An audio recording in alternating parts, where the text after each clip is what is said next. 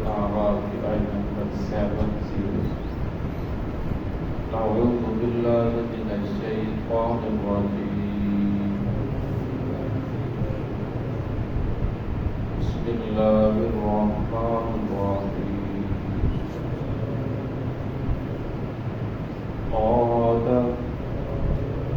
قد وقع عليكم من ربكم رجس وغضب أتجادلونني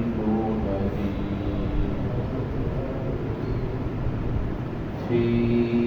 أسماء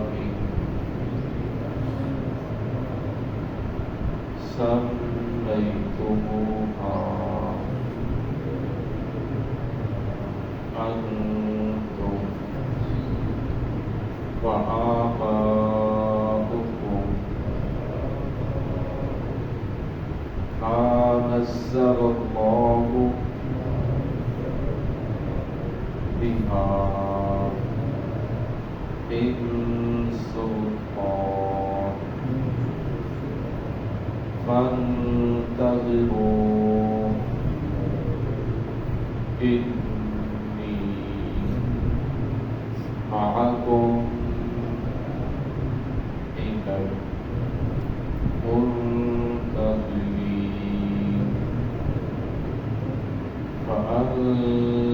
فأنجيناه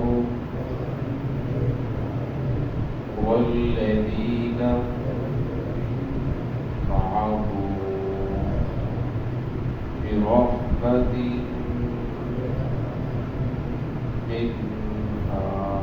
وقطعنا دابر الذين كذبوا بآياتنا وما كانوا مؤمنين.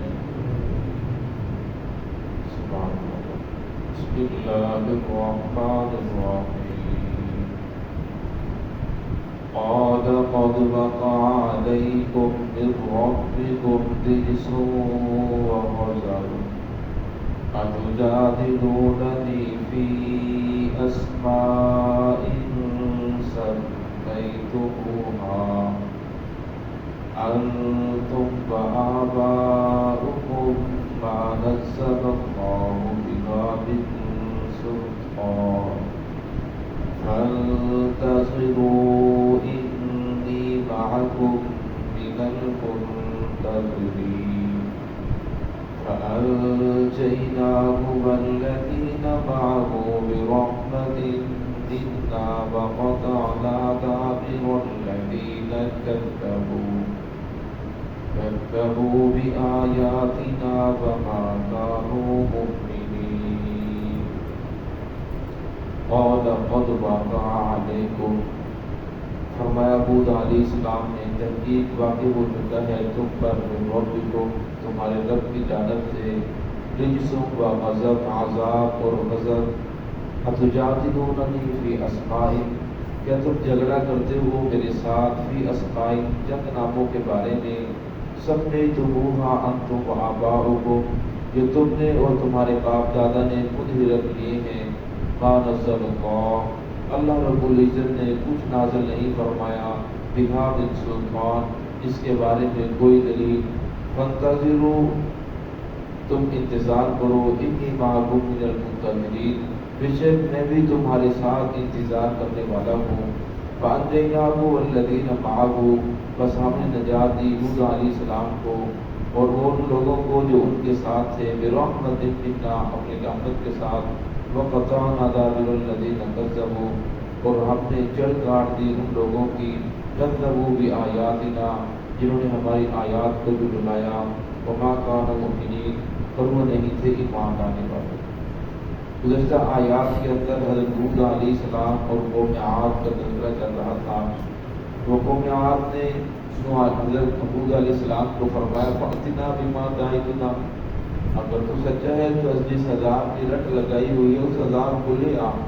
تو حود علیہ السلام نے فرمایا قال قد وقع علیکم من ربکم رجس وغضب، اصل کے اندر تمہارے اوپر عذاب واقع ہو چکا ہے، اللہ کی ذات کا انکار کر رہے ہو، اللہ کے نبی کے ساتھ ٹکر لے رہے ہو، جنگ کرنے کے لیے تیار ہو اور بتوں کو سجدہ کر رہے ہو، خدا کے در کو چھوڑ کر در در میں جھک رہے ہو، یہ بھی اللہ رب العزت کا عذاب ہے، اللہ رب العزت کی طرف سے تمہارے اوپر یہ بھی ایک پکڑ ہے۔ اور فرمایا جب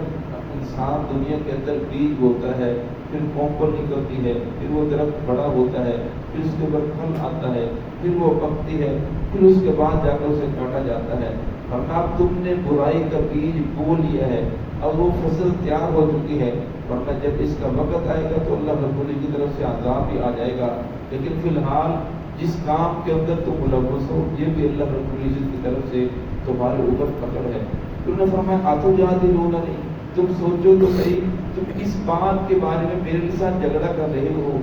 فی اسماء، صرف چند ناموں کے بارے میں، سمیتموها انتم وآباؤکم، جو تم نے اور تمہارے باپ دادا نے خود ہی کر رکھے ہیں، ما نزل اللہ بہا من سلطان، اللہ رب العزت نے اس کے بارے میں کوئی دلیل نازل نہیں فرمائی۔ ساتھ ہمیں جو بھی کام کرتا ہے اس کے پیچھے کوئی نہ کوئی دلیل ہوتی ہے، اس کام کا کسی نہ کسی چیز کے ساتھ تعلق جڑ رہا ہوتا ہے، اور میں جن کو تم پکار رہے ہو، سجدہ کر رہے ہو، وہ تھا بارش کا بت علیحدہ تھا، کوڑ کی بیماری دور کرنے والے کا بت علیحدہ تھا، باقی بیماریوں کو دور کرنے والا جو خدا تھا وہ علیحدہ تھا، ہر چیز کے ان لوگوں نے خدا بنا رکھے تھے، پھر ان کے نام رکھے تھے، یہ بارش برسانے والا ہے، یہ روزی دینے والا ہے، یہ تنگی دور کرنے والا ہے، یہ لڑائی کے اندر فتح دینے والا ہے۔ تو حود علیہ السلام نے فرمایا یہ سارے نام تم نے اپنے طور پہ کر رکھے ہیں اور انہی کا طواف کر رہے ہو، انہی کو سجدہ کر رہے ہو۔ آج ہمارے زمانے کے اندر بھی دیکھ لیں کتنے لوگ ایسے ہیں جو بزرگوں کی قبروں پہ جاتے ہیں، قبروں کا طواف کرتے ہیں، ان پہ سجدہ کر رہے ہیں، حالانکہ جو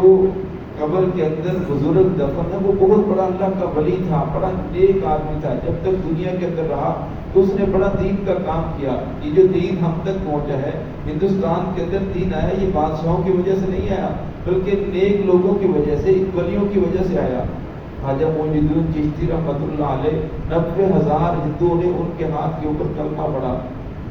داتا علی حجویری جنہیں داتا گنج بخش کے نام سے یاد کیا جاتا ہے، علی حجویری رحمۃ اللہ علیہ، ان کے ہاتھ کے اوپر 40,000 لوگوں نے کلمہ پڑھا۔ ان کی کتاب ہے کشف المحجوب، اس کے اندر وہ لکھتے ہیں،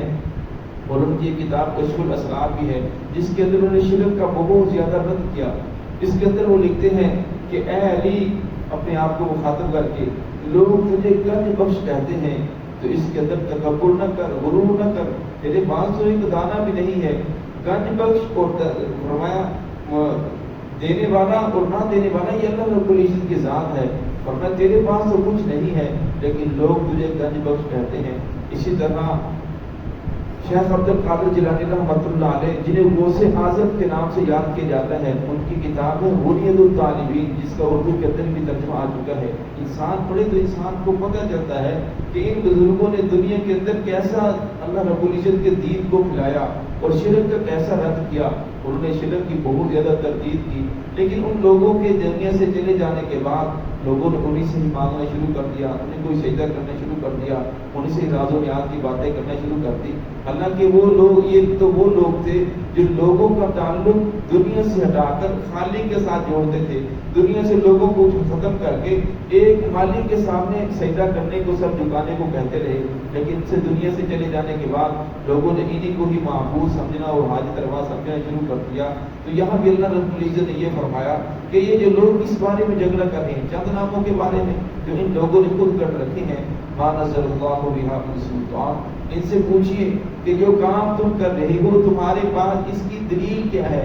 کس دلیل کی بنیاد کے اوپر تم اللہ کی ذات کا انکار کر رہے ہو، اللہ کے نبی کے ساتھ جنگ کر رہے ہو اور سیدھا ایمان لانے کے لیے تم تیار نہیں ہو اور کہہ رہے ہو ہمارے اوپر عذاب لے آؤ؟ فانتظروا، ان سے کہہ دیجئے انتظار کرو، انی معکم من المنتظرین، میں بھی تمہارے ساتھ انتظار کرنے والا ہوں۔ پھر ایک وقت آیا فانجینا، اللہ بشار فرماتے ہیں ہم نے نجات دی حود علیہ السلام کو، والذین معہ، اور ان لوگوں کو جو حود علیہ السلام کے ساتھ تھے۔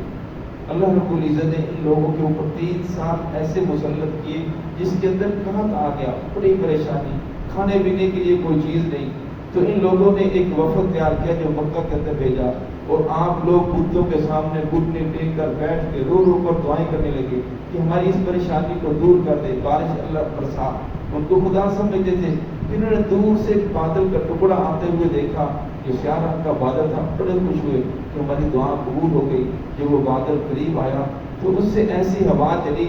اور اللہ رب العزت نے ایسی تیز و تند ہوا بھیجی، 7 لیال و 8 ایام، 7 راتیں اور 8 دن مسلسل وہ ہوا چلتی رہی. اور اس ہوا نے ان کی 5 6 من کی لاشوں کو اٹھا کر کئی میل دور پھینکا، کسی کو کسی وادی کے اندر پھینکا، اور کچھ کو ہوا نے اوپر اٹھایا اور اوپر اٹھا کر ان کے سر آپس میں ٹکرائے اور سب کو ریزہ ریزہ کر کے رکھ دیا. اور اسی بستی کے اندر اسی علاقے میں ہود علیہ السلام اور چند لوگ ان کے ماننے والے، انہوں نے چھوٹی سی دیوار بنائی اور اس کے اوپر چھوٹا چھپرا ڈالا، اس کے اندر وہ رہتے رہے. ان کے اوپر 8 دن ہوا نے کچھ اثر نہیں کیا. ان کے گھر کے اندر باد نسیم کی طرح ہوا چلتی رہی اور باہر اتنی تیز و تند تھی کہ ان کے 3 منزلیں جو ان کی کوٹھیاں بنی ہوئی تھی، گھر بنے ہوئے تھے، سب کو گرا کے رکھ دیا. جتنے بھی نافرمان تھے تمام کے تمام کو اللہ رب العزت کے ساتھ نے غرق کر دیا. یہاں بھی یہی شاہ دینا ہم نے نجات دی ہود علیہ السلام کو، والذین معه، اور ان لوگوں کو جو ان کے ساتھ تھے، برحمت منا، اپنے رحمت کے ساتھ، وقطعنا دابر الذین کذبوا، اور ہم نے جڑ کاٹ دی ان لوگوں کی جو جھٹلانے والے تھے بھی آیاتنا، ہماری آیات کو، وما کانوا مؤمنین، اور وہ ایمان لانے والے نہیں تھے. یہ اللہ رب العزت جتنے بھی واقعات بیان کرتے ہیں اور فرمائیے قرآن پاک کو قصے کہانیوں کی کتاب نہیں ہے، بلکہ اللہ رب العزت لوگوں کو بیدار کرنے کے لیے، سمجھانے کے لیے کہ گزشتہ قوموں کے اندر یہ برائیاں تھیں، ان کے اوپر یہ عذاب آئے، اور اگر تم لوگ اس کام کے اندر ملوث ہو گئے تو اللہ رب العزت کے لیے تو کوئی مشکل نہیں ہے، تمہیں ختم کرے، تمہارے پاس نئی نسل کو لے آئے جو اللہ رب العزت کی فرما برداری کرنے والے ہو. تو ہے کہ اللہ رب العزت ہم سب کو صراط مستقیم پہ چلنے کی توفیق عطا فرمائے.